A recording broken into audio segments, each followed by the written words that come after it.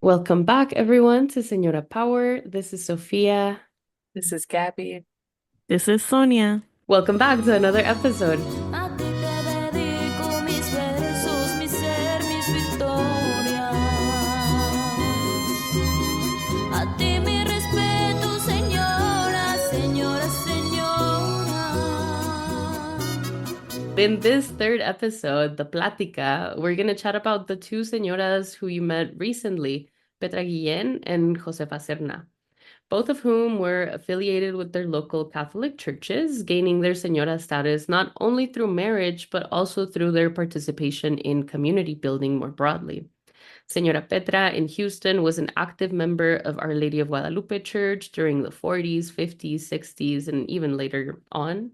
And Señora Josefa in Los Angeles participated in both her church and her community throughout the 60s and 70s and before and after as well. The two of them help us have this plática where we consider the time, the place, and the space of señoras in the Catholic Church. So I'll jump right into my questions for today, but if our listeners need a refresher on either of these señoras' lives, make sure to listen to the previous episodes. One of the things that interests us in this project is how and where señoras get to overcome gender limitations and impositions that feel so normal in the outside space. The Catholic Church is such a gendered space. So I just want to grapple with this interaction for a little bit. Where do we see our señoras working with or against those religious gender norms? I think to your question, Sophia, when you look at like individual señoras, there are some señoras that did the gender norm in a way that was unexpected. And we'll talk about some of those later in the season. But just thinking about Señora Petra Guillén and Señora Josefa Serna, I think that they embodied gender norms in a way that was kind of essential to not only their survival, but their family's survival in that moment. It's something that I think thinking about señoras within our own families or within our own lives, it might be necessary to grapple with if one identifies as a feminist, for example. But that actually you realize that it's, very kind of inspiring to see women thrive in situations that were kind of like designed to confine them. So like Señora Guillen was very much like out in the community teaching people, like leading, proposing new things. And all of this was because of her role in the church. She was able to step outside what maybe now we think of as traditional female gender roles. And I think in terms of Señora Serna, like, the church gave her community, gave her structure to kind of like educate and lead parts of her family at certain points in her life. Like, the sending children to Catholic school, even though it costs more, is something that these two women had in common. And that's actually like pretty normal in like the Mexican American Catholic community for a while in the 20th century. And this is not only fighting for religious education, but in a lot of instances, fighting for education that will see these children as like valid human beings, for example, or like teach them in a way that wasn't available in segregated public school for a long time. So that's a kind of like agency or willpower that they're exerting over the education of their family that may not have been possible had it not been put in the realm of religion under their own expertise, or even like, in the realm of family matters, which may have been also in the realm of their expertise. So I think in these ways, maybe I see it working more with gender roles in order to surpass them. So if that like is kind of how I see a lot of the señoras, they're kind of given a certain like role in life and then they surpass that by reinventing it.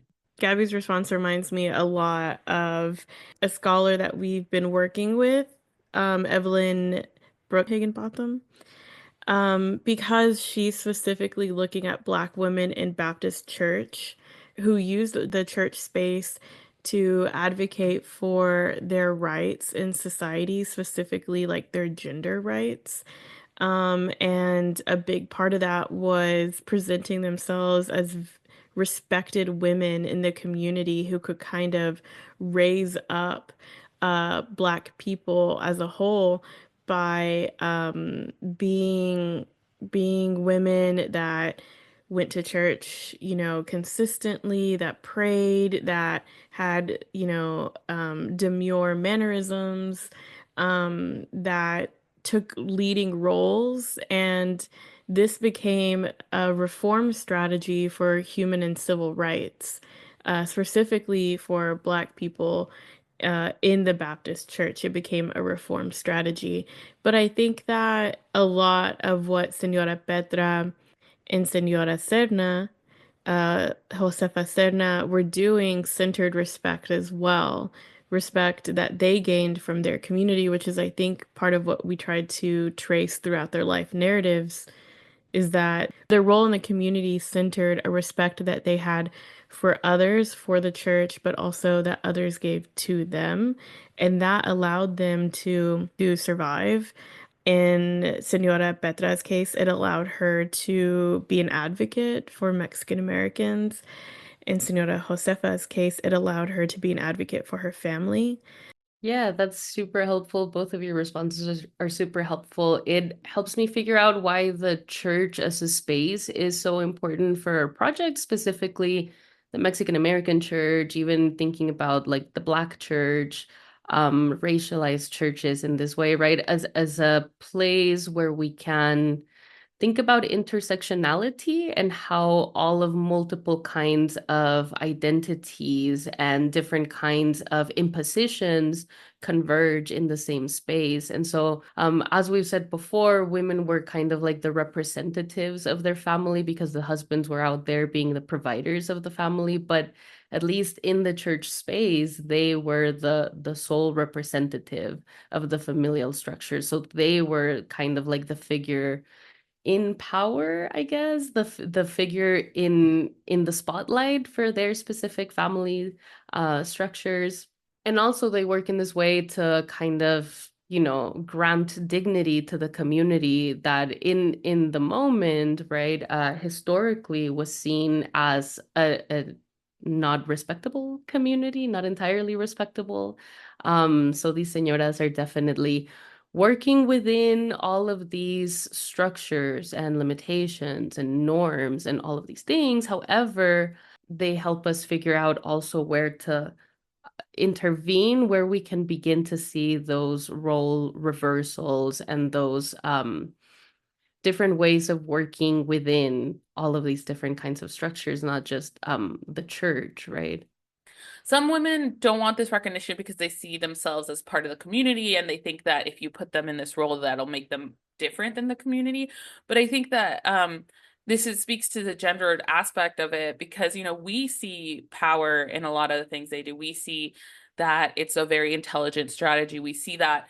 But I think at the same time, it's like you have to recognize that a lot of these women don't want that associated with them.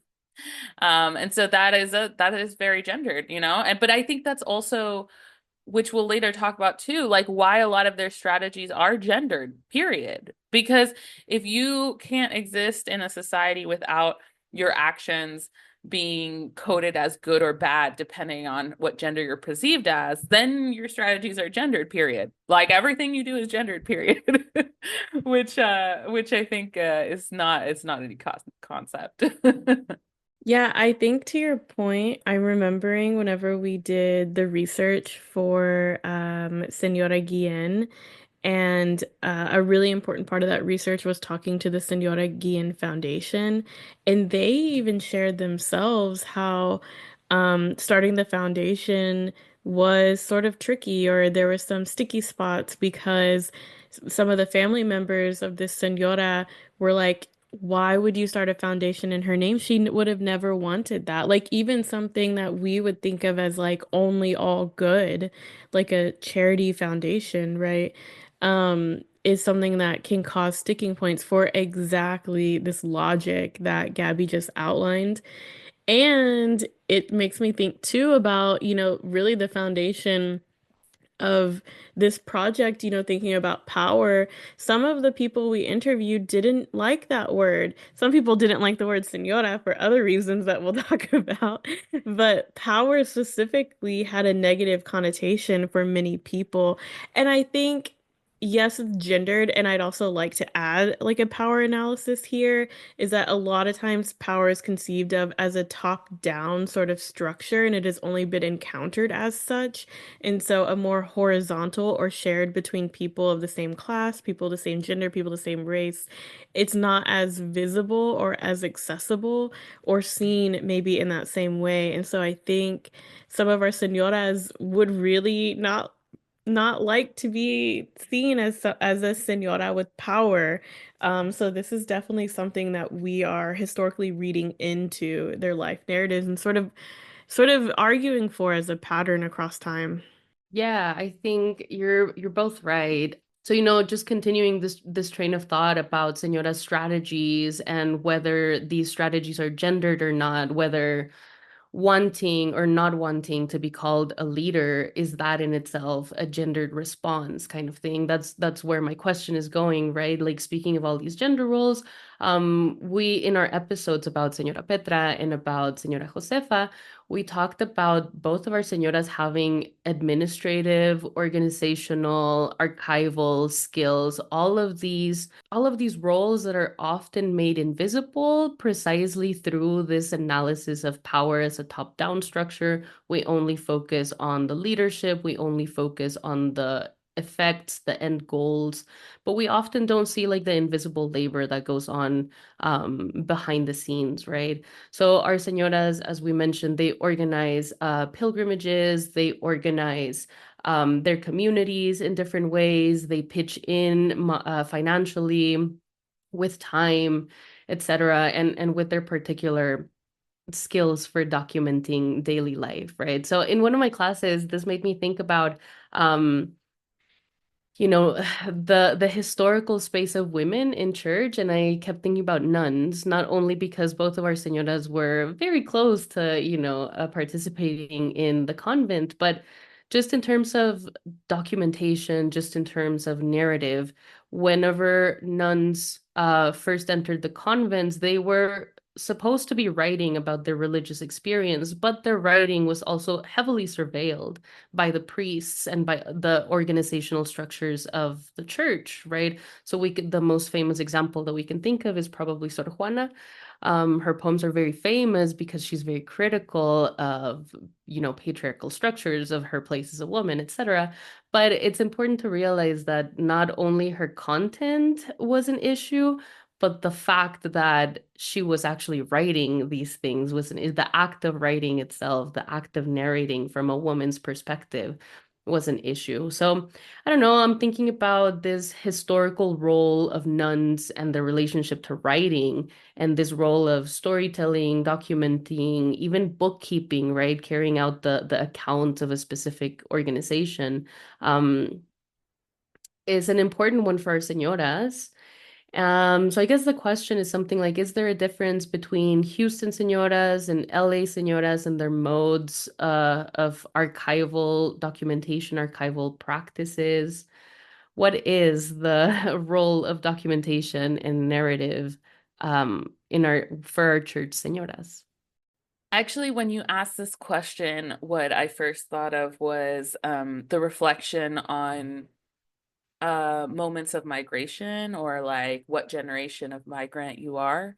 So, we talked a little bit about collecting habits when we talked about Señora Josefa Serna. I think it's kind of worth noting that the tradition of archiving or of creating a family history or whatever, keeping history, keeping oral history, this is something that is on and off, like gendered for women and for men, right? But the idea of being a quote unquote like secretary or helper in that way of like recording things is a very 20th century female thing. In fact, a lot of our señoras, like their big break into the job market was to be secretaries. Like stenography classes. So for those of you who don't know, stenography was this like, is this shorthand that you can learn in order to type faster, write faster, take notes down faster when people are talking. And so in the late 19th century, early 20th century, the classes for stenography were all women. Like all women, you see pictures, it's only women, because one of the few professions open to women was secretary, like, or bookkeeper, or, you know, whatever. So having said that, I think that there is this kind of largely female-centered tradition of like keeping records in the family and paying attention to what's kind of interesting or important in family members' lives. And you see this in Señora Josefa Serna, who kind of like kept all the correspondence from her grandchildren, all of like the cards and letters from her children. This is an impulse, you know, to make albums, to make family albums, to like ask your grandmother, oh, who is this person in this picture? Like, for example, um, you know, I think that that is an investment in the family structure that for a long time, men weren't necessarily allowed to be invested in the same way as women were. So I think storytelling, documenting, and bookkeeping might actually be different roles, and they're differently gendered, I think, as well. But the idea of like oral tradition is very female centered, because for a long time that was the only way to keep track of like women's lives was through oral history, because you know written down history was very male centered.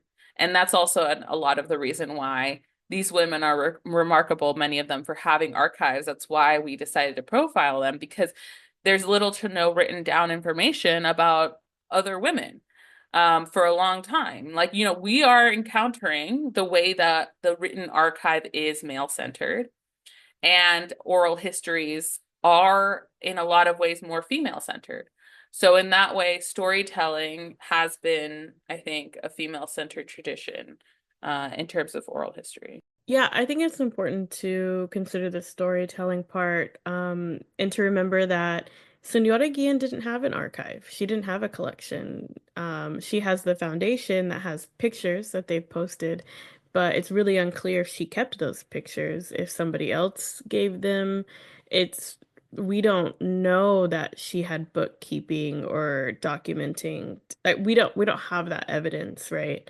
But we do know that she was a catechist and that she went door to door helping people learn Catholic prayers, and was a really important holder of different kinds of prayers and Catholic knowledge. And she sold rosaries and she created these bazaars, right? And so I think part of her work is to do some of that storytelling, um, specifically around Catholic and religious devotion as like survival.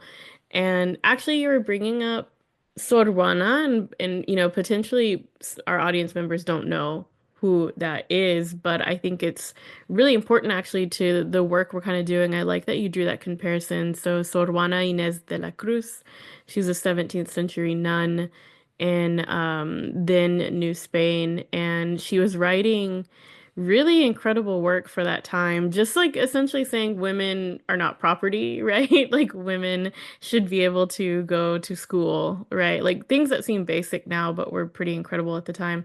And she was like incredibly censured as well. She reminds me of some of our other señoras who the Catholic Church was like, please stop. You're not doing what you're supposed to be doing. You're a nun. Like, know your role, you know, stay in your lane. And that was Sor Juana as well.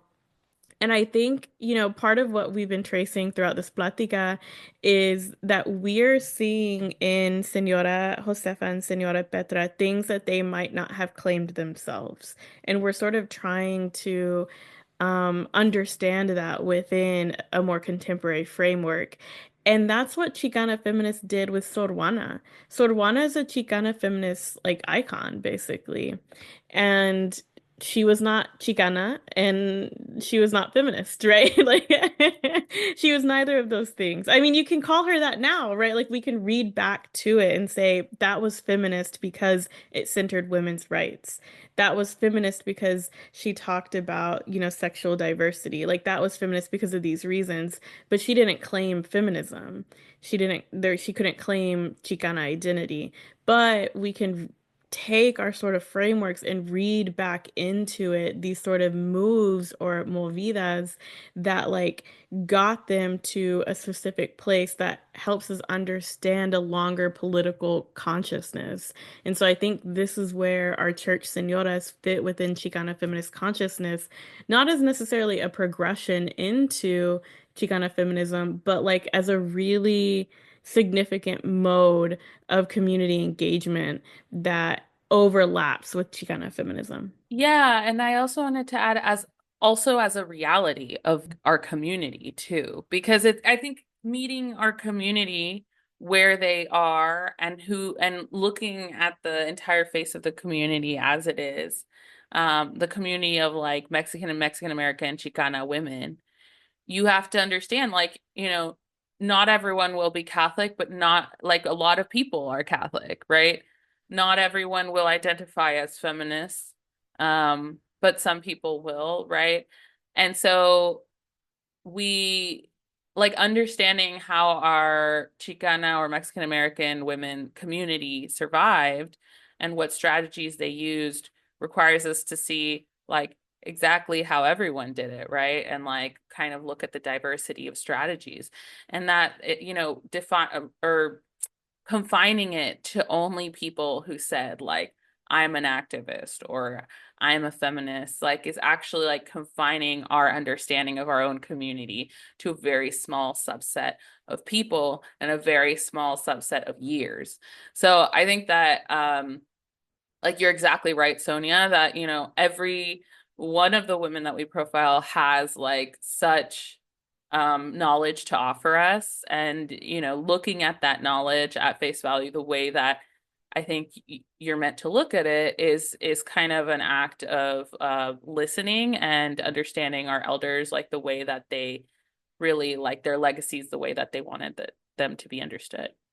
Yeah, I really like both of your responses because you're speaking to how we as contemporary scholars or whatever, people who have read a lot about this subject, how we might reconstruct or reinterpret the archives that we encounter, but then at the same time we're invested in being true to how the community sees themselves, right? The community members see themselves. So to be clear, we're not imposing any kind of like role on our señoras. We're not saying that Josefa was an archivist or that Petra was an accountant, because remember that during our interview, we did learn that Petra had very explicit records, financial records of everything that she would purchase for her pilgrimages, for her jamaicas, for all of the community building that she was doing there. So yeah, we're not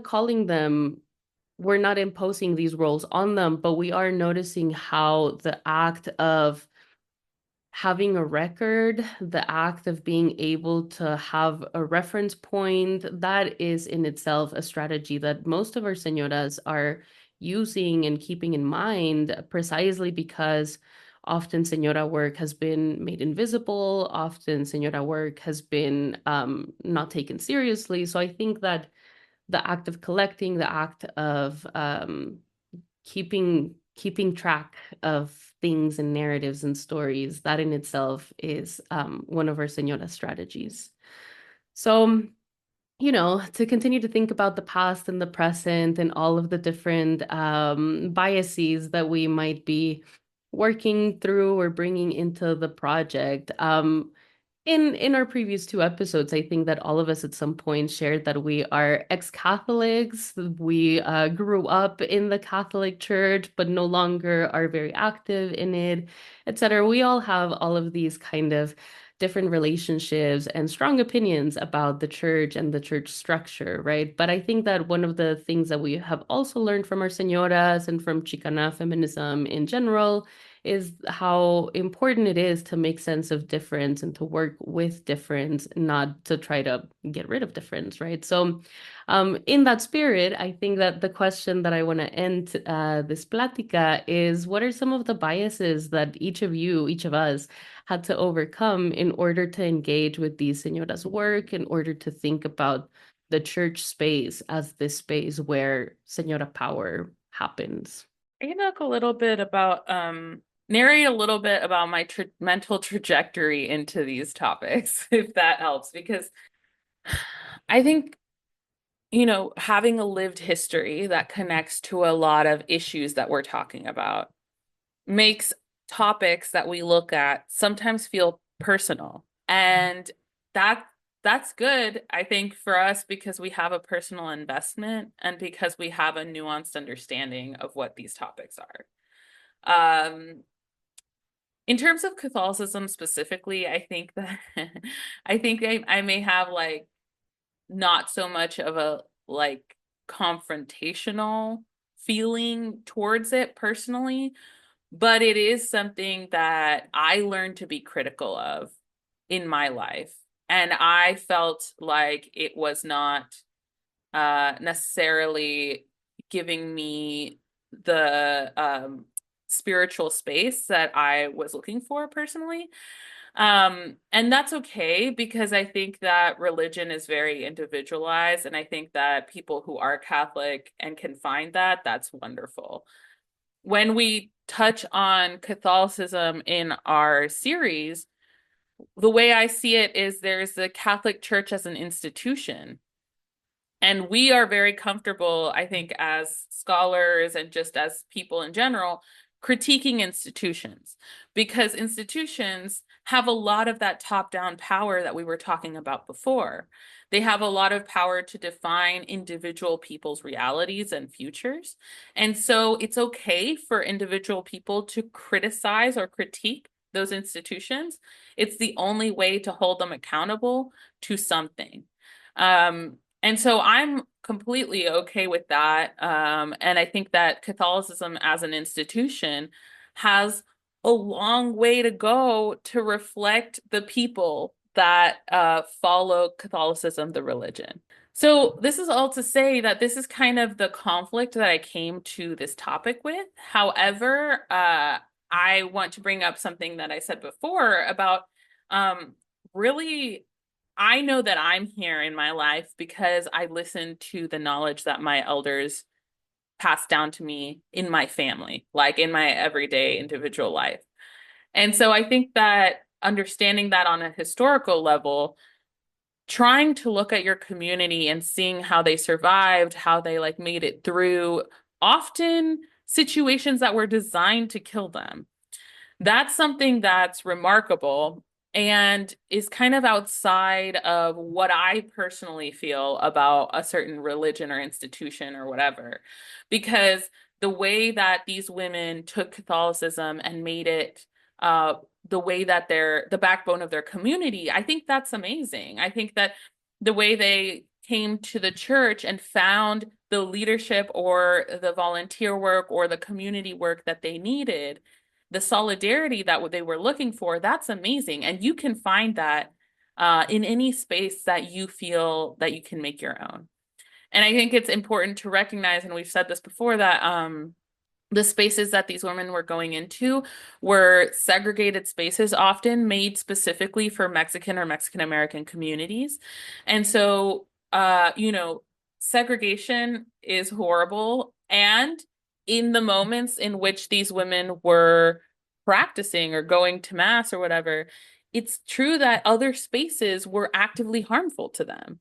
Spaces that were like dominated by racist rhetoric were harmful to them. And so when you go into the church, that's your community, your people, the people you recognize, and you're praying to a God who you believe will take you out of this situation, that can be quite empowering.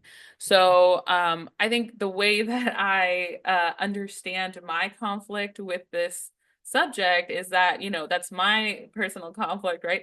And also at the same time, I know that people's individual relationships with their religion are so different from like the institutionalized reality of that. Yeah, I don't think I'll respond as eloquently. I think that that was really great, Gabby. And like I just want to underline the part that you were saying about how the people in mass like are not a mirror reflection of like the Catholic Church itself.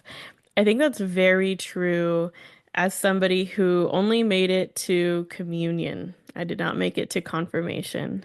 And then my mom took me out of the Catholic Church because she was very much not accepted in the church spaces because she was married outside of the church. The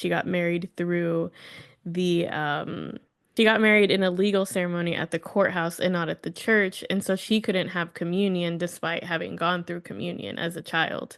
And so that was a real point of dissent that started for me and very I mean, it wasn't super gendered because my dad couldn't either, but it felt gendered because it felt like it punished married women more. And so then, I also had strong fissures with homophobia, with a lot of the scandals around like the covering up that like the Catholic Church has done. I also find it hard to like look at like an older Italian man in Vatican and be like, yes, you are my guide to the spirit world. Like I find that difficult as well.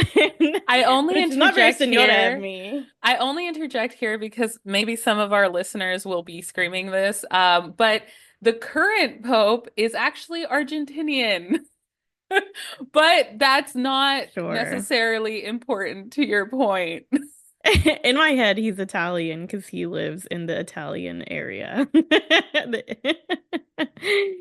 But I think I've learned two things I think that I can set aside some of that religious trauma and fissures is kind of what I call them, in order to understand that some of the people we've interviewed and many of our señoras found a lot of their identity and like literal day to day who they are, the pillar of their soul, like we're in these church spaces. And I can really appreciate that, especially recently we celebrated my family. My family has this Catholic church called the Sacred Heart Catholic Church out in a rural Texas town. And my great great grandfather built it after he immigrated here from Mexico. And it was the only church in the area that allowed Mexicans to be a part of Mass. Very, very similar to many of the churches we've like talked about, right? And that our señoras went to.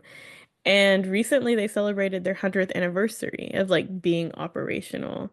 And I went to the celebration and all of that trauma wasn't it wasn't an obstacle to recognizing what a incredible feat it is to have survived in the face of serious violent racism. Texas history has really overwritten a lot of the um, Texas violence against Mexican Americans, especially Mexican American men, with like lynchings and police brutality. It's been overwritten a lot, but it was very, very dominant for a lot of the 19th century in Texas. And so just to like survive that, I think is something to like really appreciate. And so celebrating this 100th anniversary of my family's church, which they poured hours and like their labor, their time, their love. It is literally like a place of love for them. Like it is a testament to survival. And so I could really appreciate that about what our Señora saw in OLG and in Señora Josefa's church. The other thing too that I've like the bias I've overcome is when I do, especially in the past, when I have found Catholicism to be something that I can understand more, is whenever it's folk Catholicism, because that's a little bit more of what I grew up with, even when I was attending Mass. And folk Catholicism is sort of like I think maybe y'all would have a better definition, but the way I understand it is it's not really aligned with formal Catholic rules, and it sort of integrates with folk Mexican or folk Latin American traditions that are often based in indigenous traditions, or they're based in more pagan traditions or secular traditions. And so I think, when I would think about the value that Catholicism might bring to somebody's life, I would be like, yeah, whenever it's like folk Catholicism,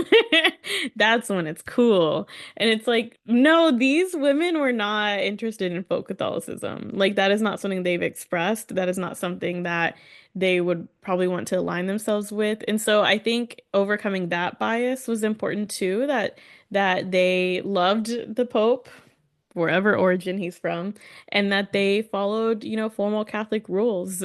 Maybe they were folk Catholicists, but that's not something that we had seen evidence of. And so I think it was important for me to overcome that kind of bias, which feels like a very strange, nuanced Catholic take. Like anybody who's not Catholic is like, I don't know what you're talking about. Yeah, I guess one of the biases that I had to overcome was kind of like grappling with with the long history of the Catholic Church as an institution, as an establishment, right? And all of the things that are done in the name of the Catholic Church, which includes some very violent things, especially on this side of the world, right? In the so-called Americas. Um, my issue was reconciling that long history of violence with recognizing the church today as a space of important community building and knowledge sharing among marginalized, racialized populations, such as the Mexican American communities to which both of our señoras belonged, right? But given the broader social and political climate of their times, as Sonia was saying, it was a violent time to be Mexican in Texas. Um, it sometimes continues to be, right? But just having that sociopolitical context in mind, we can see how, despite the longer and more difficult histories to talk about the Catholic Church, it does emerge throughout the 20th century as a space of gathering for people who might otherwise not be able to come together in these very emotional, interpersonal ways. Um, so just seeing how the church space itself facilitates these kinds of connections between community members, that has helped me kind of not rethink the history of the Catholic Church, but rather, put into perspective the role that the church serves nowadays, today. The only other thing I want to add is I don't know if this is the same for y'all, but it feels very vulnerable to talk about Catholicism like this, or really religion at all. I have, as I said, very Catholic family members. I have very strong Baptist family members, non-denominational. My family's just very religious. And I think a lot of people who are listening probably will be, but I also think, it's hard to be honest sometimes about like the feelings that you're having, the conflicts that you're having.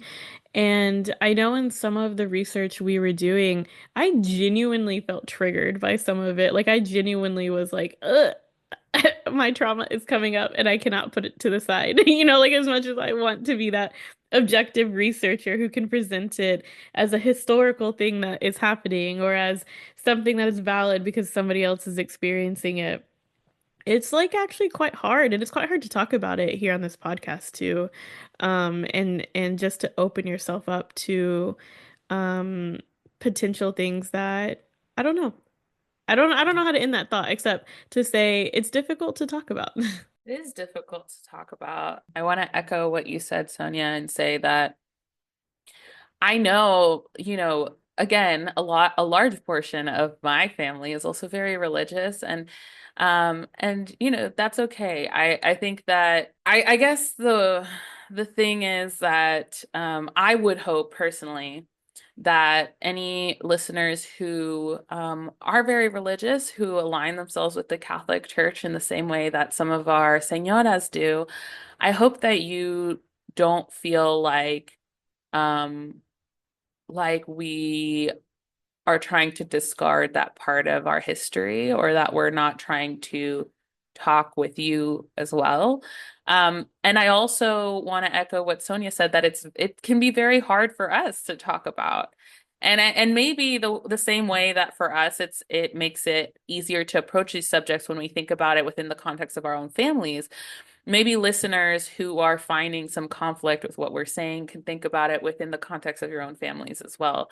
When you have intergenerational dialogue, there's always going to be some sort of feeling of disconnect sometimes, because we use different words, because we have different ideas about things. And that's okay. And I actually think that it's really valuable. So when we talk about Catholicism, I ask everyone to have a little bit of grace and to have a little bit of patience, and to kind of listen to what we're saying with generosity, because our goal in the end is to uplift these women who are really, really cool, and to have dialogue with our community, because in the end, we're also part of this community. A reminder to our listeners that some of the themes and topics that we're chatting about in this podcast do make us a little bit uncomfortable, do make us a little bit nervous about exploring these things, but just again to highlight the importance of grappling with that sense of discomfort and really try to figure out why and how we're feeling the way that we're feeling. And, part of the reason why the three of us are uncomfortable talking about Catholicism here is, as Gaby was suggesting and as Sonia was suggesting, that we all have Catholic backgrounds. So again, we do not intend to dismiss any of the very comforting, very nurturing things that the Catholic religion has given us and our families and our communities and everything. But wait, simultaneously, sorry, I know you're trying to conclude, but simultaneously, it was important for you to ask this, even though when I saw it, I was like scared.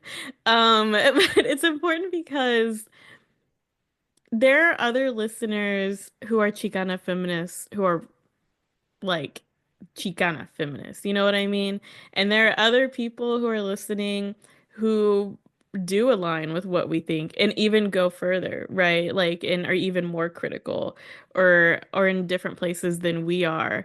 And so I think it's important to have this conversation too, because um there are people who would want us to go even harder at the Catholic Church, right? Who might even be offended that we are too generous with our readings of it, which like we can't do anything about that. But I just think it's important to talk through these things because it is a central conflict in our community. Like we're constantly wrestling with it. When I teach my survey and Mexican American literature course, I had this student from England and he was like, so religion is like that's one of the defining things here, right? Like he immediately was like, so religion is like one of those things, right? Like, and it really becomes an obstacle for many different people and it creates division in the Mexican American community.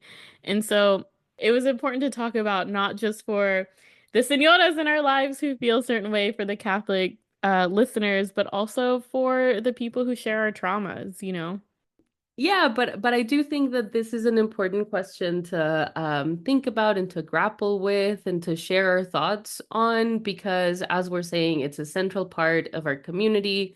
Lots of our community members have very strong opinions about religion in general, about the Catholic Church in particular, and about its roles in our community, right? But the thing that we cannot be in disagreement about is the fact that it's a central element of our community, and that our señoras have chosen these institutions to work with and to work within.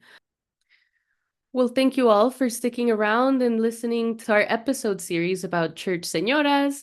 where we feature Señora Petra Guillén from Houston and Señora Josefa Serna from Los Angeles. We chatted about the Catholic Church as a structure and an institution, but also as a way to bring community members together through the Catholic Church and through its methods and mechanisms. It's been a great conversation, and we'll continue to explore other kinds of central topics for the Mexican American community in future episode series. The next one coming up is our Social Señoras series. We'll talk about parties, we'll talk about political parties, we'll talk about all sorts of parties. So make sure you don't miss it. Thanks for tuning in.